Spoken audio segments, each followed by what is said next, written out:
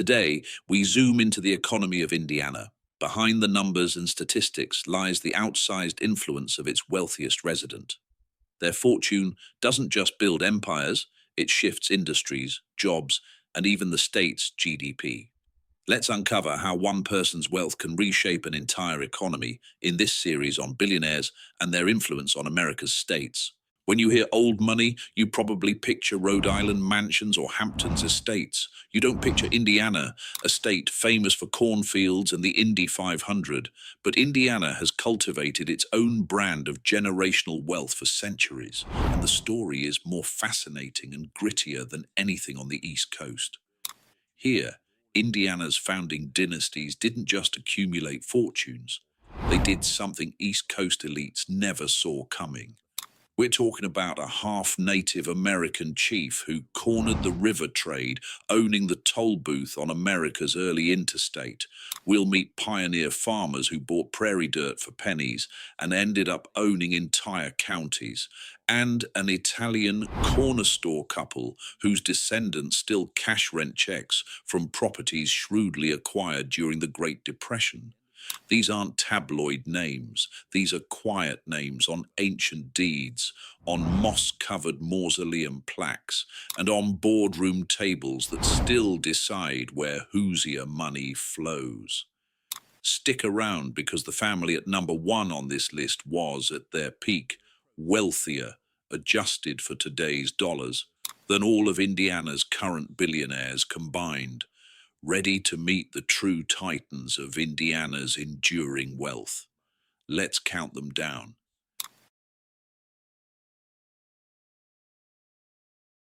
Kicking off our list at number 10 are the Waldrips, whose journey began in the hills of North Carolina. They were pioneers, arriving in south-central Indiana in 1834 with 2 mules, a wagon, and a talent for picking perfect, flood-proof bottomland. In an agrarian economy, this was a golden touch. Their foresight paid off. By 1850, just 16 years after arriving, they had 3,200 acres across what are now Monroe and Lawrence counties. They were also entrepreneurs, running the largest hog drives to Louisville and acting as the local bank, financing nearly every barn raising within a 30-mile radius. Today, that original land is estimated to be worth over $40 million, but the secret to their enduring wealth is mineral rights. Much of their land sits on a massive limestone belt, now quarried for highway aggregate and construction materials. So, every quarter, checks are distributed among roughly 40 descendants who still gather for a family reunion every July at the original homestead. The Waldrips never sought the spotlight. Their legacy isn't on flashy buildings, but on county property tax rolls. They represent a quiet, deeply rooted economic force that shapes the local landscape without shouting about it. Their wealth is not just old, it's practically geological.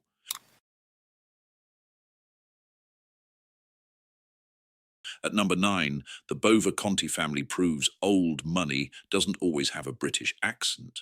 Sometimes it sounds like Naples. Their story begins in 1912, when John Bova Conti arrived in Indianapolis with a pushcart of imported olives. Soon, his wife Josie joined him. By 1925, they didn't just own a grocery store on East Washington Street, they owned the entire block behind it. They understood true security lay in tangible assets and bought every building they could. Their shrewdness paid off decades later. When the interstate highway came through Indianapolis in the 1960s, the state paid the family a fortune for the right-of-way. But the Bova Contis held on to the remaining properties, knowing they would become even more valuable as the city grew. Today, the third generation leases out 32 storefronts and collects rent from an apartment building on the site of their original grocery. They still gather every Sunday for Josie's original lasagna recipe. Their real estate is worth an estimated $70 million, and they operate with zero debt. Known for handshake leases that are a century old, the Bovacontis are proof that enduring fortunes can be built on hard work, shrewd investment, and family commitment.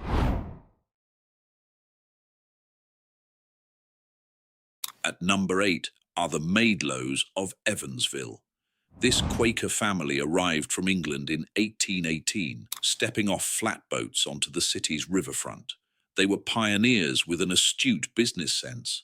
They started by cultivating flax, but as steamboat traffic on the Ohio River boomed, they pivoted to the more lucrative tobacco trade. Their genius emerged just before the Civil War when they invested heavily in riverfront warehouses. Their timing was perfect. Every time the Ohio River flooded, devastating their cash-strapped neighbors, the Maidlows would strategically buy up adjacent land at bargain prices. As a result, the family trust now owns about 1,800 acres of prime riverfront land within Evansville city limits, perfectly situated for industrial parks and casino-adjacent hotels, with a land value estimated at $90 million. But the family's true treasure is its ingenious trust. It's a social contract designed to secure the future of every descendant. Under its terms, every family member receives full college tuition, a low-interest loan for a first home's down payment, and lifetime health insurance reimbursement. It represents a level of security new money can't match.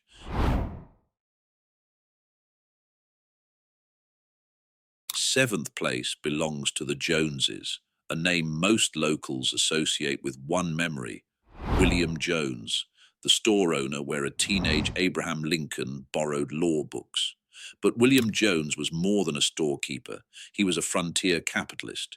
He operated flatboats on the Ohio River, ran a grist mill, owned a distillery, and, crucially, held a staggering 4,600 acres of fertile riverfront land.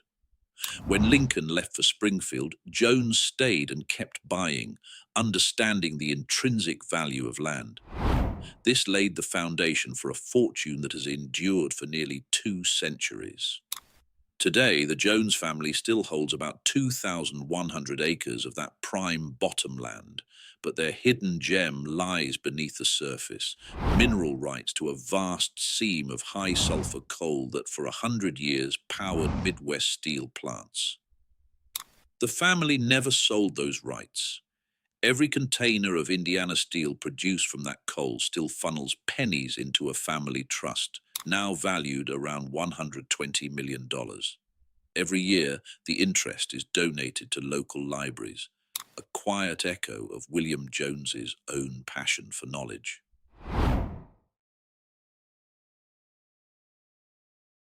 Number 6 shatters stereotypes about black wealth in the North.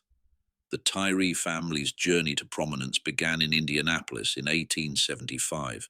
The patriarch, Calvin Tyree, was a Union Army veteran who returned with a vision. He used his mustering out pay to purchase 4 lots on the near west side of Indianapolis, the cornerstone of his family's wealth. There they established a barber shop, a boarding house, and a school that trained stenographers, empowering the black community with valuable skills. By 1920, the Tyrees owned most of a city block. When the practice of redlining emerged to choke off wealth in black communities, the Tyrees countered by founding their own savings and loan, providing capital and mortgages to those banks refused to serve. Today, the Tyree family oversees a foundation with $65 million in assets. They still own a half-city block of prime downtown real estate leased to tech startups. Their most profound legacy is their scholarship program, which has put more than 800 black Hoosiers through college. Their story is a powerful monument to overcoming adversity and building a legacy that uplifts an entire community.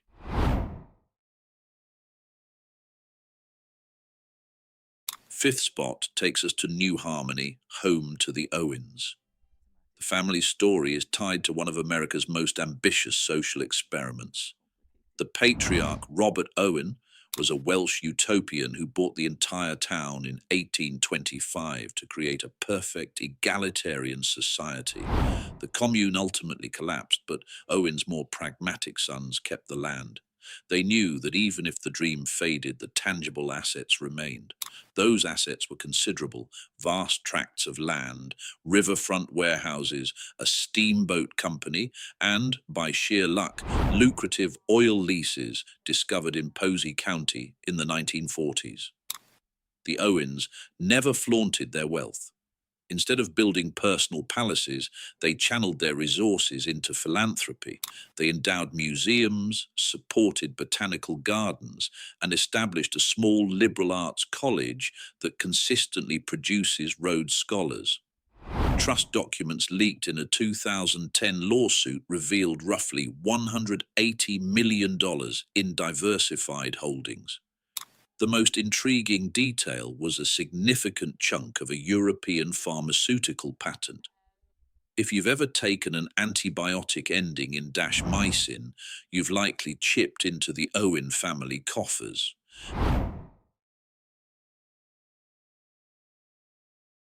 Taking the fourth spot are the McCormicks, a distinct Indiana family. Their story begins in 1820 in what was then a muddy crossroads called Indianapolis. The McCormicks arrived with a clear vision: to own as much of it as possible. They acquired land with surgical precision, buying it every single week. But they were also infrastructure builders. Crucially, they bankrolled the first railway line connecting Indianapolis to the Ohio River. This was an economic masterstroke. They collected revenue from tickets and freight, but more importantly, they benefited from the exponential appreciation on every parcel of land they owned along the tracks. They didn't just participate in progress, they owned it. Today, the McCormick Family Trust still owns the site of the old rail yard, now the sprawling parking empire serving Lucas Oil Stadium. They also maintain a 1,500-acre tree farm that doubles as an exclusive hunting preserve for corporate executives. The estimated net worth of the McCormick family hovers around $220 million. They were silent architects of Indianapolis's early expansion, and their legacy lies beneath the feet of thousands of football fans.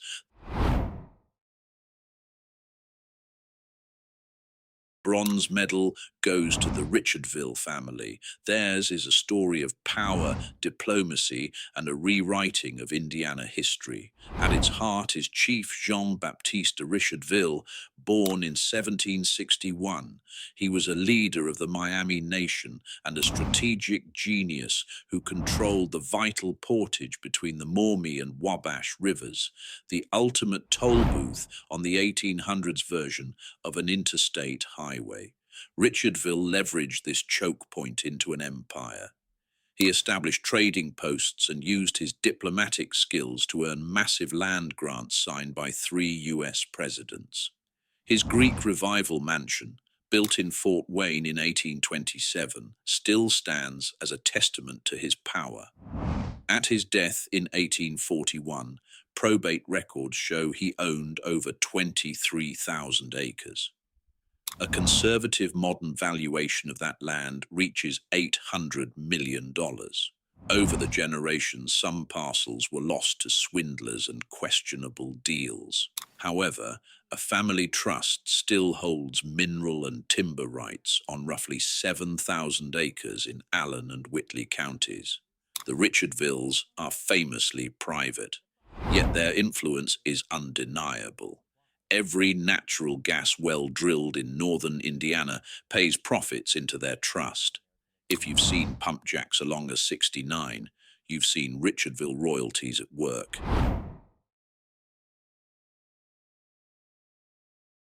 Our runner-up is the Ball brothers, a quintessential Indiana old money story. Recognizing abundant natural gas, the brothers relocated their glass manufacturing operations from Buffalo, New York to Muncie, Indiana in 1887. And when they moved, they effectively bought the town. They acquired land, controlled natural gas fields, and purchased the local streetcar line. Their iconic Ball canning jars generated immense profits for decades. While Ball Corporation sold its glass container division in 1993, the family foundation retained the real treasure, their extensive real estate holdings. This included downtown Muncie blocks and vast tracts of farmland, which they now lease to wind turbine companies. Trustee Bill Ball also began purchasing Berkshire Hathaway shares in the 1970s, which have compounded exponentially. Today, the Ball family fund is close to $1.3 billion. But there's a rule. Every descendant must work at least 5 years in the private sector before drawing a dividend from the trust. It's a rule designed to prevent complacency. The family continues to produce CEOs, surgeons, and even a NASA astronaut, all of whom still cash a quarterly check proudly stamped Ball.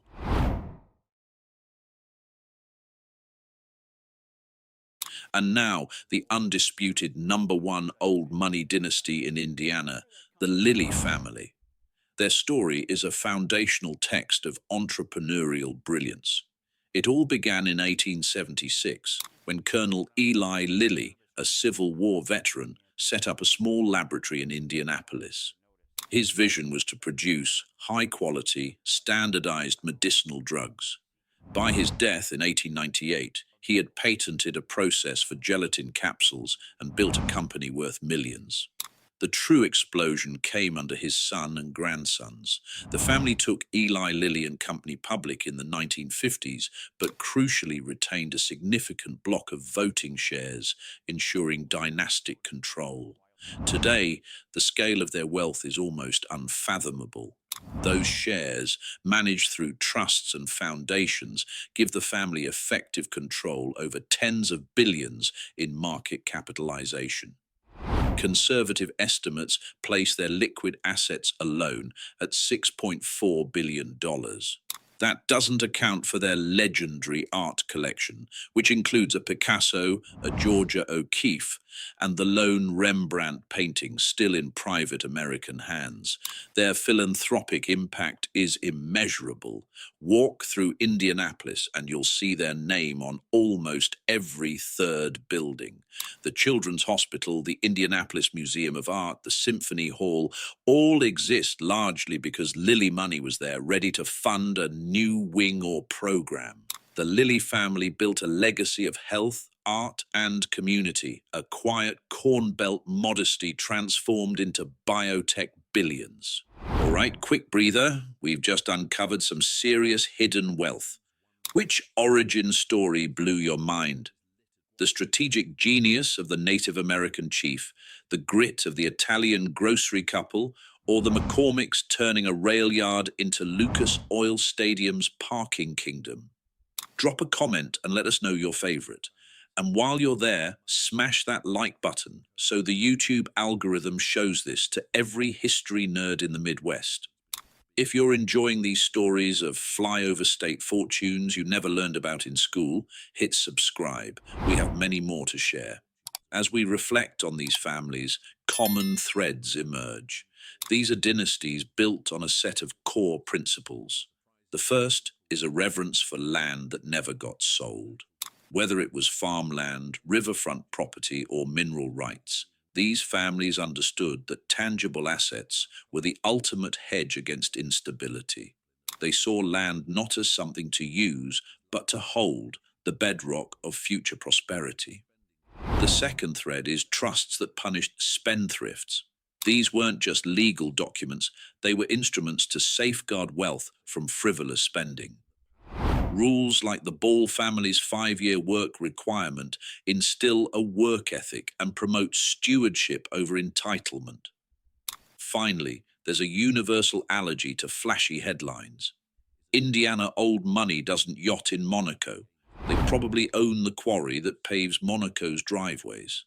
Their wealth is about quiet, enduring power and the subtle control of essential resources. They prefer anonymity, understanding that real power operates most effectively from the shadows. The differences between Indiana old money and its East Coast counterparts are stark.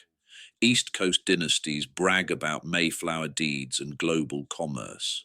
Their stories are steeped in tradition and Ivy League education. Indiana clans have a different heritage, forged on the American frontier. They brag about draining swamps to create farmland or controlling a river portage. Their wealth is tied not to oceanic trade, but to the land beneath their feet. Culturally, East Coast old money smells like yacht varnish. Indiana old money smells like tilled soil and growing corn. It's a pragmatic wealth earned through labor and shrewd land deals. But here's the kicker: the balance sheet math is identical. Whether you're a Vanderbilt or a Waldrip, the principles of enduring wealth are the same. You compound for a century. You diversify into irreplaceable assets, and you let time do the heavy lifting. What about the new titans, today's billionaires? Fortunes like those of the Waltons or Herb Simon are massive, but they are first generation empires. The journey from new money to old money isn't just about the size of the bank account, it's about the successful transfer of wealth across multiple generations. It's about whether the grandkids and their grandkids can maintain and grow that fortune. Can they resist conspicuous consumption and navigate economic shifts? If the Waltons' descendants manage to keep their assets intact and growing for another 75 or 100 years, then yes, they might bump a Waldrip or Bova Conti off this list.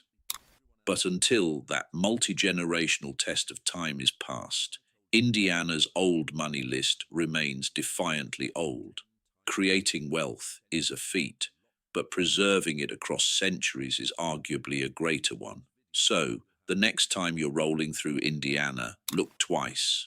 When you spot a shuttered warehouse by a forgotten rail line, a cornfield with a pump jack, or a sprawling downtown parking lot, remember, there's a good chance someone's multi-generational trust fund is quietly humming under the surface. These 10 families transformed frontier dirt, river tolls, and glass jars into enduring dynasties. They are the silent architects of Indiana's economic backbone, whose legacies continue to shape the state.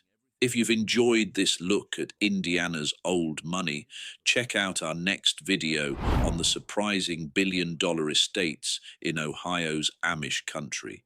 And don't forget to subscribe, because the Midwest has more zeros in its wealth equation than Manhattan ever wants you to believe.